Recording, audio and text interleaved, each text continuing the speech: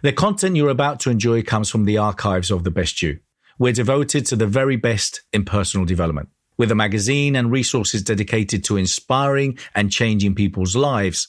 At The Best You, we work with the world's leading writers and trainers on the evolution of the self, and people whose journeys have been affected by their work and words. For more information, go to www.thebestyou.co.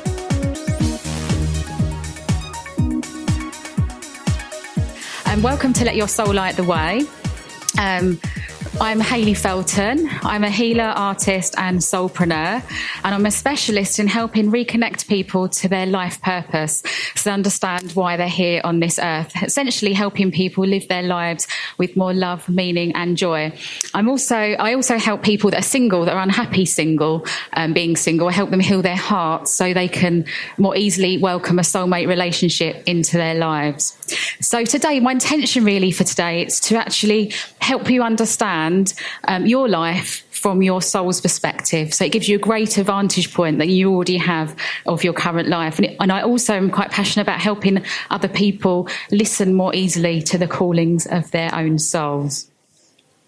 So everything starts with vibration, really. We live in a vibrational universe, and quantum physics is always proving that to us. In every way of life, really, from each thought that we think that's a certain vibration to our modern technology. And Nikola Tesla once said, if you want to find the secrets of the universe, you need to think in terms of energy, frequency and vibration. And that's actually what's been my own experience of looking into the secrets of the universe. And it's actually through the combined intent and sound vibration of your birth name, that's the name that's on your birth certificate, that provides the most accurate form of life purpose analysis and guidance. And it's something that's really blown me away, which is why I'm so passionate about helping people see the truth of their lives through this medium. So really, it's about helping you understand that your soul has a magnificent plan. And it's called Soul Plan, this system that's derived from the vibration of your birth name. So it's like the energetic compass of your soul, really. It's a compass that helps draw to you those experiences in life that your soul wanted you to most experience so you could get the most growth, joy and purpose. Another way of looking at your soul plan, it's an energetic signature that marks you out as a separate identity in an interconnected universe. So if you're called Mildred, sorry if there are any Mildreds in here, or if you really hate your name, you actually have the right name for you. Okay, there's no accidents in life. Your name marks you out as your identity here, and it helps bring you the learnings that you really need to experience here. So the best thing really is to actually show you an example of a soul plan so you can actually understand this a little bit more, so it illustrates it a bit more clearly.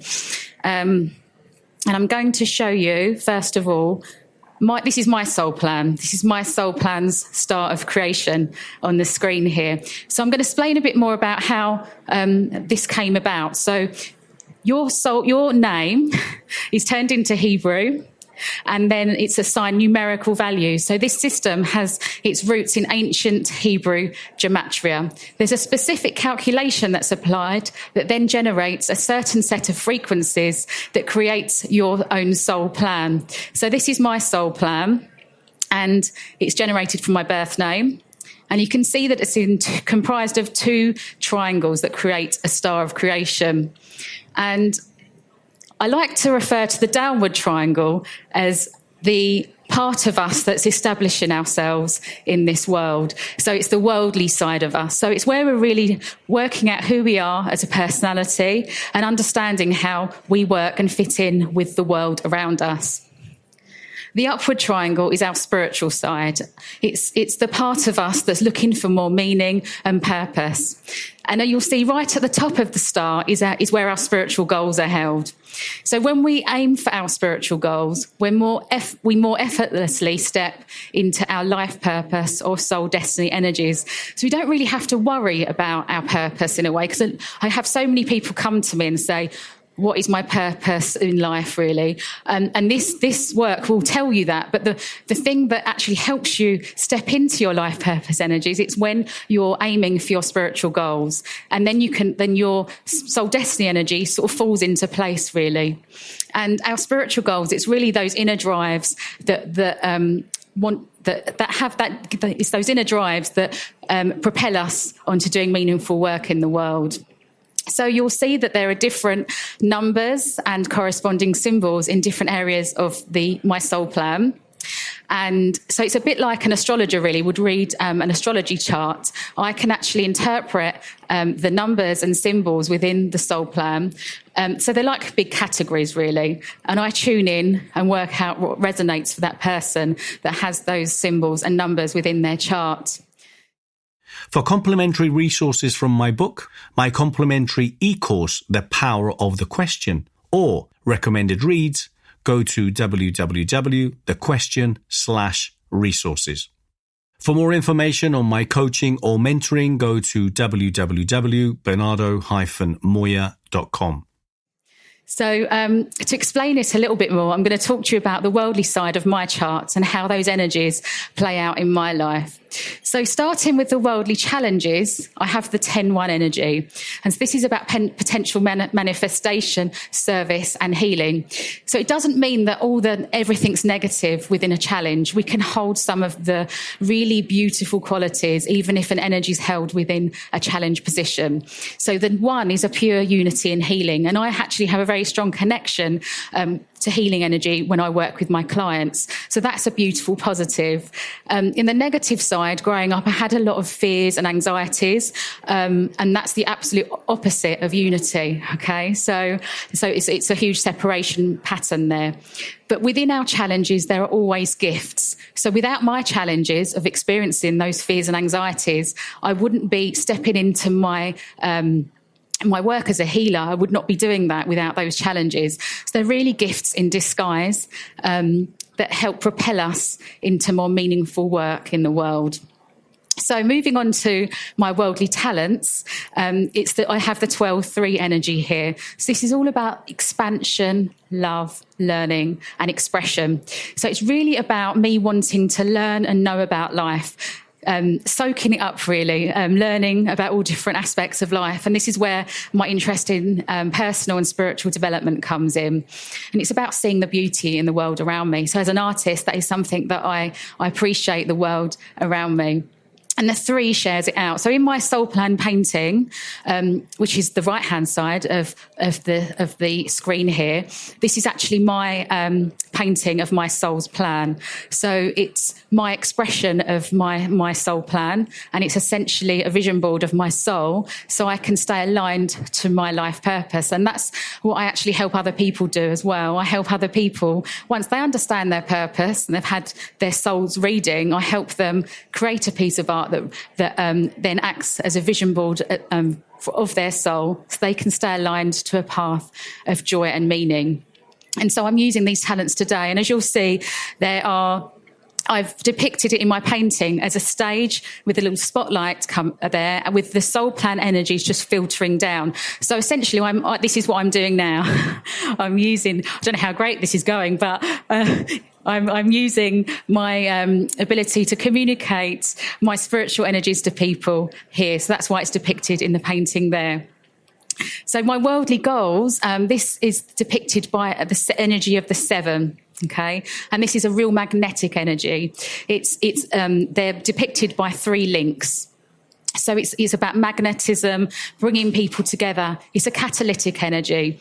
So it's really about, it also signifies to me about healing my own heart, because I had a lot of issues around relationships and having a lot of commitment issues. So I've actually managed to heal my heart. And that's why I'm very passionate about helping other people do the same. And the 7 is my dominant vibration, because I've got 4 7s in my chart. So that's a real drive for me to actually create community, help people make heart-based connections, act as a catalyst to help other people step into their potential. Okay, so I thought it'd be interesting to look at someone who everyone should know. Can you put your hand up if you haven't heard of this man, Leonardo Da Vinci? great. So everyone knows who this person is. It's perfect. So I was actually on the treadmill at the gym and he popped into my mind and I thought, I'm going to have a look at his soul plan. I think it's going to be really interesting. And I thought there were going to be certain energies in his plan just because of what I've heard of him. And I was right. When I actually looked at his plan, I was like, wow, that's incredible. These energies really do bring in the experiences that our soul wanted us to experience here. So you'll notice from his chart that he has 4 5s. So he has 2 5s in his worldly goals and 2 5s in his worldly challenges. So this means that he has a dominant vibration of the 5 energy. And this is about thought, speech and action. It's a real pioneering energy. It's a real forward-thinking energy. And it's also a very intuitive energy. He also has the energy of the 11-2 in his spiritual challenges and soul destiny. And this is about assimilation, structure and harmony and wisdom and support. It's a real logical feel, this energy. A lot of people that are in IT or understand systems, love understanding how things work, they hold this energy. So he had the benefit of having this foresight and creativity, a great connection to his intuition, as well as having this real sense of understanding how the world works at his core. So this is why he was an incredible inventor, why he was able to look deeply into things in terms of biology, and why he was able to produce some really inspired work. Now, his worldly talents was the energy of the 8, and this is about earth, emotions and society. It's really about him being able to relate to lots of different people. I mean, he had friends from all walks of life. He would paint people from rich to poor. He had the King of France as one of his best mates. So I think he was pretty well, he was really using that energy in his life to his advantage. For more information on collaborating, partnering, sponsoring, supporting, or speaking at any of our events or finding out more about our legacy clubs, go to www.thebestyou.co. If you're interested in finding out more about the amazing content we have, please go to www.thebestyou.online and get your 14-day free trial now. And also the 8, it's about seeing deeply into things. So he was able to really see deeply into the human body in terms of his investigations. He was able to see deeply into the mechanics behind things, and also within his artwork. There was a real sense of depth to everything that he did. He has the spiritual talents of the 12-3 as well. So that's that lovely energy of learning and sharing it out. And he had 2 protégés that he worked with until the end of his life. So he was very passionate about sharing out his skill and knowledge to them right until the end. And he was just an incredible person, really. Now, his spiritual goals was a 6-6, and this is his creative drive, essentially. This is about thought and creativity. So it was like he had no choice but to create. So he has really left a lasting impact for so many people. Now, when I was doing Leonardo's chart, I actually tuned in to his soul purpose. And I received a message from his soul to mine that explained his purpose. So I'm going to read it to you. And it's not me saying this. It was actually the wisdom from his soul that came through me. So I want you to understand these aren't my words. These are his words, okay? And it's really moving. So I came to Earth to leave a profound and lasting effect in a practical and aesthetic sense. I wanted people to view life in both the scientific field of biology, but also to come to a deep understanding of the alchemy and artistry of the time. I wanted people to learn about the true nature of reality, whilst reveling in the wonder and splendour of what it is to be human, a work of art in itself by the Creator. And I just thought that was absolutely beautiful. And I had no idea that information would come to me until I tuned into his life purpose energy. So I hope you'll agree that the soul plan, it's really like getting a torch and shining on the spiritual map of your life. So it illuminates everything about your life, and you can understand where you're headed. So that's all very well and good if you decide you do want to have this done and you want to find that out. But really, it's about getting through daily life and listening to the callings of our soul more easily. So there are 3 steps that can help you more easily listen to the callings of your soul. They're quite simple steps, but the first one, it's really about understanding your soul's language, understanding how your soul speaks to you. And it's something that we all are able to do really easily, sometimes more easily than others. But it's through our intuition. It's using your intuition when you have those hunches, when you have those feelings that you know you should do something. Also, conversely, when you look back at a situation, you think, oh, I really wish I hadn't done that. But you had that feeling that you shouldn't do it, but you went ahead and ignored it anyway. And that's that misalignment that you're feeling in that situation between what your soul wanted you to do and what your intellect told you. So a lot of the time we have a misalignment between our intellect and our intuition. They're in a bit of a battle half of the time, because as a human, we want to plan things and we want to do it logically. But our soul doesn't speak to us through logic. It speaks to us through intuition.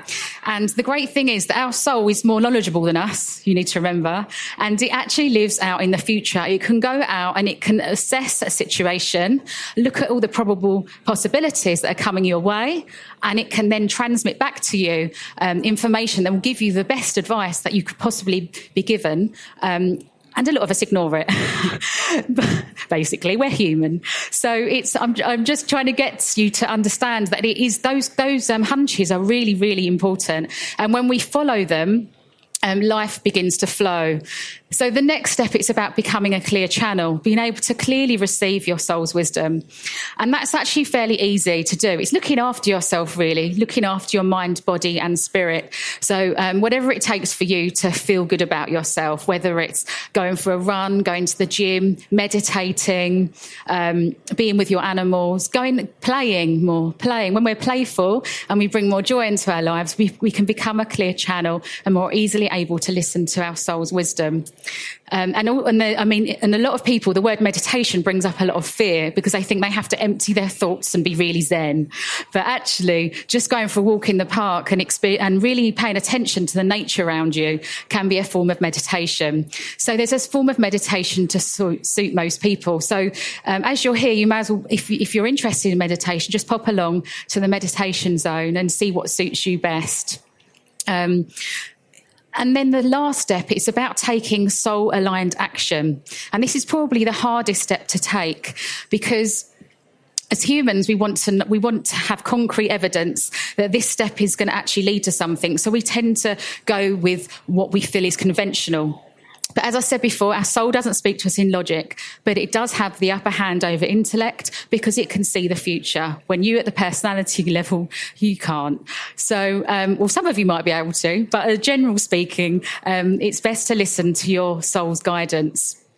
So I like to liken your when you take soul-aligned action, it's really like getting into your car, turning on a very reliable GPS, and you get to your destination a lot quicker by avoiding all the traffic. So it's really fast-tracks you to your goals in life. When we take soul-aligned action, we more easily flow towards our life goals. And I chose this picture here on the slide of a lady holding a lantern because it really is like your soul lighting the way, and it's one step at a time. So if you are receiving intuitive, a hunch to do something, just imagine that your soul is actually there for you. It's holding its lantern out in front of you. It's illuminated your path for the next step, and it's just trusting yourself to take that action. And the more we trust ourselves in taking soul-aligned action, the more we increase our intuitive abilities, the more things will flow. So it's having a little bit of faith and letting your soul light the way. So thank you very much for joining me this morning. It's been brilliant. And I'd like to offer anyone that's interested as a thank you for listening. I'm offering a free soul connection meditation. So it's a meditation that will help you more easily listen to the callings of your soul and connect to your life purpose, soul destiny energies. So pop along. I'm just literally outside on the corner here. So if anyone wants to come along and has any questions, come along and see me. And you're welcome to sign up to get my free soul connection meditation. And I know there's going to be quite a few different questions around this topic. So I'm happy to answer any questions that come to you, no matter how silly they may seem. So thank you very much, everyone. It's been a pleasure.